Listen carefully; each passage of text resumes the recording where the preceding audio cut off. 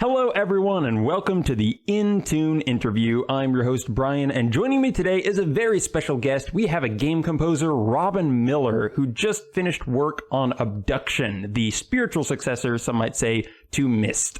Hello, Robyn. How are you doing? Hello, everyone. I'm doing great. Glad to be here. Awesome. So you guys just finished, you released less than a week ago? It was on the 25th, so yeah, it was just a few days ago. That is super rad. How have things been for you since the release? Really good. I think people are really enjoying the game, which is fantastic. People are out there, playing the game online. It's amazing to see that. Never got to see that when people were playing Myst and Riven and the other games. So that's a new phenomenon. Yeah, absolutely. It makes me kind of jealous. I haven't had a chance to play it myself because I'm actually working through all of the old Myst games in preparation. Oh, cool. Excellent. But for people who aren't as incredibly familiar with the series, why don't you go ahead and explain what Abduction is and what sort of game you guys are releasing here? Well, I think the first thing to say is it's not a part of the series. Yeah, that's a great delineation to make. It was sold as a spiritual successor to Myst. In some ways, I think that's almost a detrimental thing to say, because the way it is a spiritual successor to Myst, it is, I think, it's a puzzle-based mystery. Other than that, its story is completely different. There's no crossover characters. There's no crossover, books are not the same. There's none of that stuff of the Myst world that crosses over. Right. I think that's what's really exciting about it, because kind of what defined Myst, it was two things. It was that puzzle solving, very cerebral type of gameplay, and then it was the world you guys created. And this is not the same world. So you're taking that puzzle solving, that first person exploration, that sense of wonder, but everything about the world building is completely different. Right. Which is what makes it so exciting, because Exactly. I actually really respect that about it, because I was just looking at the cover for Myst 5 and it was this is the final chapter of Myst, and I love that you guys came back and didn't say, and here's the epilogue of Myst, but you're no, we closed that book, pardon the pun, and we're ready to open a new one with Abduction. That's exactly what got me to come on board to make the music. Is I worked on Myst and Riven directly. Those were the projects that I really had a large influence on. But for many years, Rand did other Myst games, and I didn't see the sort of just overt enthusiasm until he came and did this project. And he started up on it, and he came to me, and he talked to me, and he was almost giddy with enthusiasm. And the project sounded really amazing. It sounded cool. And that got me excited about it. The first time he asked me to do the music, I wasn't interested. But after I talked to him on multiple occasions, that's when I got really excited. I think that excitement that he had rubbed off on me.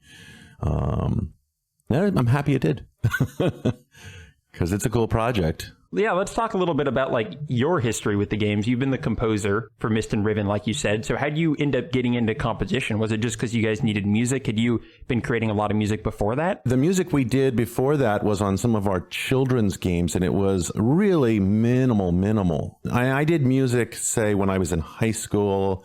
I had the kind of music history where I wanted to be a rock musician, or, I at one point, that was my career choice.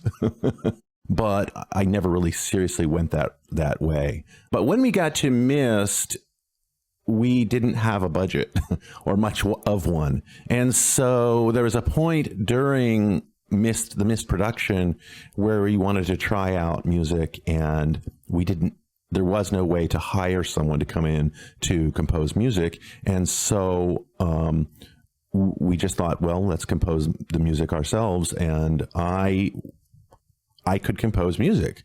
That was something I had the skills to do. And so I went ahead and composed a piece for one area of the game. And I think that first area that I composed for was the planetarium. Yes. And I took that one piece and placed it into the planetarium, and it was a very fast piece that we ended up not using in the game, but it was enough to tell us that, oh, yeah, this needs music. We definitely are going to write music for all of this.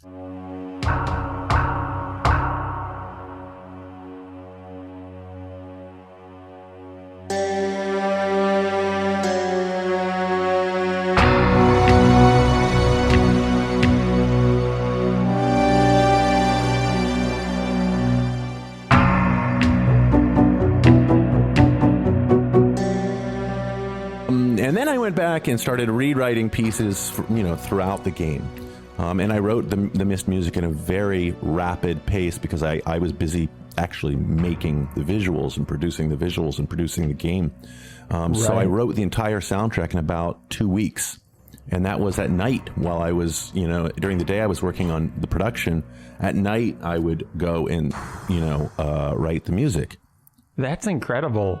It was kind of remarkable, but it was just something that, we didn't have time to do anything. Everything in Myst was kind of do it yourself. Yeah, like how many different roles did you have in that first game? Like how many different things were you doing? There was the music, and then you mentioned you're also doing art. Music, art, design. There was the game design, acting.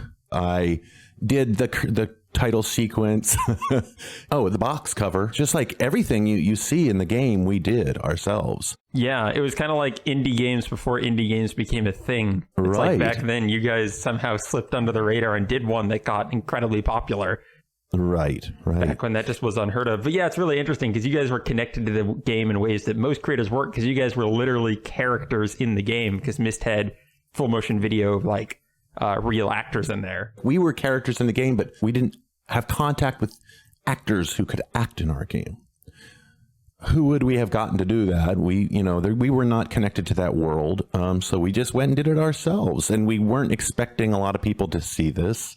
To us, that was silly. We were laughing most of the time we were playing those parts. I mean, we were actually hysterically laughing. It was so fun to us. We went out and bought contact lenses to wear, because we just read our script that we had written. Couldn't wear our normal glasses. We both wore glasses. And the whole thing, it was just like so scrapped together. Anybody who would like see the game and then see how we made the game, I think would just laugh at, we designed the game. Rand and I would have design sessions in his double wide mobile home. Right. Just everything about it was small budget. Yeah. Oh, yeah. I mean, completely squeezing every penny to get the most out of it. And in many cases, it caused us to be more creative in certain ways. For example, I use this as an example of that. In the books where the brothers reside or in their prisons, you see sort of that, it almost looks like television scrambling. That was a result of the bad footage we ended up with. and it was a result of our bad acting. We gave such bad performances that I had to just, edit those things to shreds. And I needed some method of kind of like disguising those edits. And that was the method that I came up with. That's amazing, because that's what's memorable about that, as someone who grew up playing the Myst games and still goes back to them. It's what created that kind of eerie, uncanny valley that made you be able to buy into something as weird as real people acting in your video games. And the fact that it all comes from this kind of origins just makes it better. It's so great. It was design decisions, but it was design decisions that were provoked by the limitations of what we had at hand, And I feel that's where a lot of the best stuff comes from. Like you mentioned, once you put limits on something, I feel like creativity really, like you mentioned with the soundtrack, just having 2 weeks to create it, so that you guys had so many creative restrictions. I think it probably led to a lot of the, less orthodox design decisions that make Myst really stand out. The music for Riven and Myst was very minimalistic. It was going for kind of that ethereal vibe. Would you say that's similar to the style you went with at Abduction, or how would you compare or contrast it to the work you did on Riven and Myst? I think that the themes and the motifs in the Myst music were a little bit more overt. So when I went to do the Riven music, I kept the compositions much more subtle and thrown into the background. I think the pieces were much more ambient. There weren't themes that clearly stood out. Right, I totally agree with that. Because like in Myst, you walk into a room and you know from the 5 notes that play that it's Cirrus's room. Like that little those strings just pluck and you're like, oh my gosh, is he behind me? Where is Cirrus? Where is he hiding in here?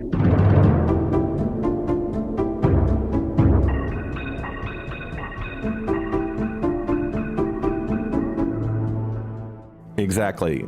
And that's how I wrote it. That was my mechanism. I would have the Channelwood age theme, and I would have those sort of general things going on, but then I would have Cirrus's theme within that. And so I had a structure for how to write the pieces in Myst, and it was a very formal structure, which I abandoned that way of writing music for Riven.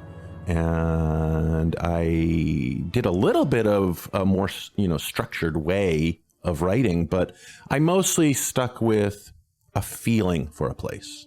Right. And I think that reflects the games pretty well, because Myst was a very structured game. You had basically what was equivalent in Overworld, and then 3 or 4 different worlds in that, and each of them was very distinct from the rest of them. You'd pick up a book and it would take you to a different world. You'd walk around there a little bit, see Cirrus as part of it, see Akinar's part of it, come back. And so it was split up in that way, while Riven was like all one big world. It was more of an open world experience where it was much less distinct where those lines were drawn. Yes, and I also came to a different conclusion when making Riven. I felt like the music really should augment the player's experience in this world and to augment their adventure. And I did not want the music to suddenly jump out at them and get in the way of that adventure. And I felt like some of the music in Myst did that a little bit. Like you walked into some location and suddenly you felt, like you said, you felt like, oh, there's Cirrus's theme, before you even knew what the place was. And I instead wanted it to be the player's theme and to be more of a mood and a presence and an atmosphere. And so that's what I went for with Riven. And then for this game, Abduction, I wanted to do the same thing. I wanted to accomplish the same thing. And I had a little bit more time to do it. I wanted to do a better job of it. You had more than 2 weeks, you're saying, to work on the soundtrack? That's right. Amazingly enough. That's amazing. And I really wanted, again, to create a sound space, a music space that lifted the whatever you were seeing and whatever you were playing, made it, your adventure, augmented that adventure and created that atmosphere, helped to give more of an atmosphere to that place. And that's an interesting question for something like Abduction. How did you balance making the music between like grounding the player with something familiar and trying to make something new and unfamiliar? Because that seems like the game itself is really trying to ride that line. I would take the visuals they had at any given moment and put them in front of me, and then I would just sit in front of the piano and start playing. And typically what I had was like a looped video, because I didn't have, say, the game. They didn't have the game for me to play yet. So I would be playing this looped video of someone walking through the environment, and I would just start to play something with a piano sound.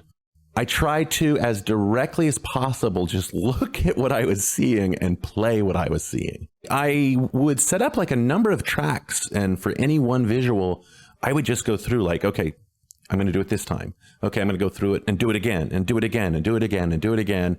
And then I would start listening and choosing one that really stuck, and I'm not doing this to a click track or anything. I'm just like really trying to find something that feels right.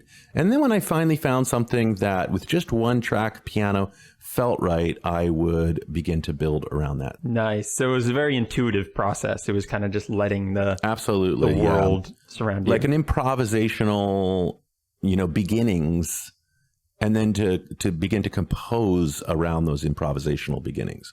I think there's a real danger, though, and this happens with, say, if I'm sketching something, you see sometimes with people's design sketches for films, and the design sketch looks so amazing And then in the finished films, it looks horrible. Same thing can happen with music all the time. It's like that beautiful, improvisational piano piece can turn into something so horrible when it's fully composed. Right. And that's always a fear of mine. And I have to continually check myself against that initial piano thing that I was playing that sounded the heart of it. Yeah, right. So that was something else. Did you find yourself at all like overwhelmed with how many options you have for music production now compared to when you originally made Myst, or have you been keeping up making music since then? So you're pretty comfortable with it. You just have to like jump in there and say, okay, this is going to be my piano. It doesn't really matter if this is which piano sound I'm using. What really matters is what is the melody, or what is the counter melody, and how do all these pieces work together? Mm-hmm. Again, back to the intuitive thing. It's not going through a list of 6,000 instruments and saying which is the absolute best.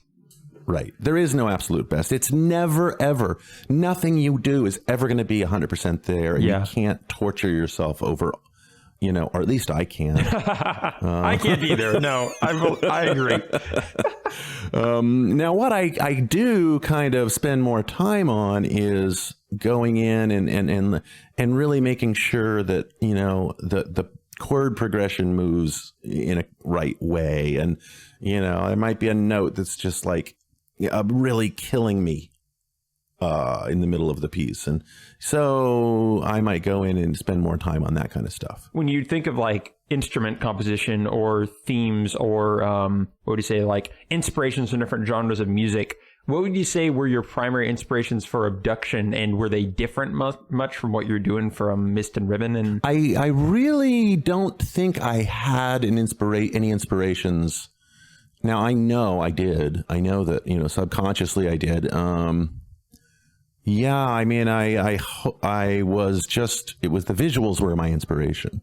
And I think you can see, it's interesting because someone just told me that the Captor videos, Captor were their favorite pieces, which was, it was interesting to me because that was my favorite world, visually. That was the world I just found the most visually, like, directly visually inspiring. It was very clear to me when I saw those pieces, I could find stuff to write. So that was interesting that someone would say that, because those still remain my collection of pieces that I enjoy the most. So I do work very intuitively. It can be very hard to write something without visual inspiration. Where there was more visual inspiration in this game, it was much easier for that to just flow. So yeah, those are the pieces I really liked, was where the visual inspiration was like spoke to me more directly. And you said that you did art as well. Did you do art before you did music? Like, was that kind of your first passion, was drawing and painting and that sort of thing? Or art was probably my first passion as a kid. And of course, Myst and Riven I did the art and design for both of those. That was primarily what I did. And music is, I think primarily, I still see music as largely visual. I see it so often as a narrative force. It's all one. Yeah, it's all part of a cohesive whole. Yeah.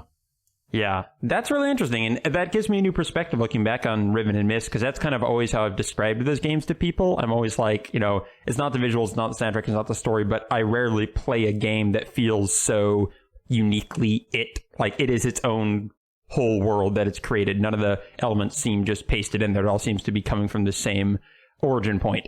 And hearing you describe how you make the music, that's exactly what I've always been getting from those games. So that's really fascinating to me. Oh, that's great. That's very cool. Well, that gives you, I think, a great maybe understanding of what my goal was in making the music for this game. I wanted the music to feel like it was emanating from this world, or was a part of this world, or one in the same with this world. And it couldn't stand out, like jump out at you and while the player is playing the game. I mean, the most that it could stand out is if the player really stopped to notice it.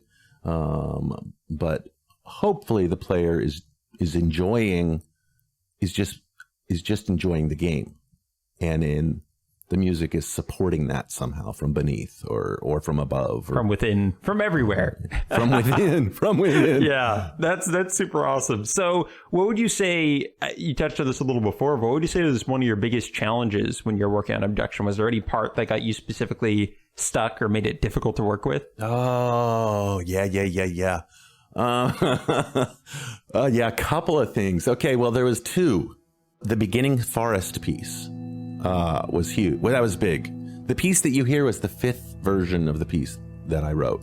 I had like 3 different completely distinct versions, and then different iterations of pieces that were there were also written. I kept thinking like, okay, well, I'll just change this piece and move things around and then it will work. And you know, that just didn't work. And what was hard is that it had this narration going over it. And when you're writing music with narration, and the narration is so important, and it's the beginning of the game, and I just felt like, you know, people are being introduced to things here. We've got to give it energy. And but yet the voice was a little sleepy. Yep. But yet there's so much activity going on. Right. There was a lot of contrasting elements. Fascinating. Already. Yeah. And I finally came up with the piece that's there, which is sort of a pulsing. It's slow, but it pulses and builds. I think what I ended up with is it's true to the game, it's true to the opening, it's true to that narration, it's true to the events that are going on around you, and it's true to the rest of the soundtrack and the rest of the music. It's musically correct, you know. So all of those things are work. Right, and it's like the first thing the player hears, so it's like so much is riding on that. And it's the first thing the player hears, right? That sounds incredibly difficult. Yeah, it sounds like you're having to work with like directly contradictory stuff in some places there. Alternatively, what would you say is something you're happiest about with the work from Abduction? Anything that just went perfectly, or that you just look back on and say, yeah, that's awesome? Well, one of the pieces that I really feel great about, there's a couple of pieces that I really was happy with. I turned out, I loved. One of them was the, well, I love the end credits piece. Oh, that's a good thing to get right. I really liked the way that sort of rounded things off at the end. It gives you a little bit of a feeling of like, yay, I won the game, but, the game's over. That melancholy. You know, a little melancholy. Yep. Yeah. So. That's great. Man, I cannot wait to finish my run through the Myst games and play and hear Abduction. Other question that my brother specifically asked, I ask since he's not able to be here for the interview, which is, do you recall what you guys did to create the sound effect for when you go through a linking book in Myst? In Myst, the very first time, in the first Myst, I went like this.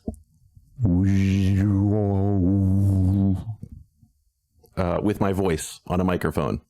And then I added a bunch of effects to it. So it's literally just someone saying the linking sound. That is another example of the restrictions creating some iconic stuff. Oh, that's the best. That is the best. And then when we did Ribbon, I did a different sound. It was not my voice anymore. I like did it up fancy with synthesizers and stuff, you know.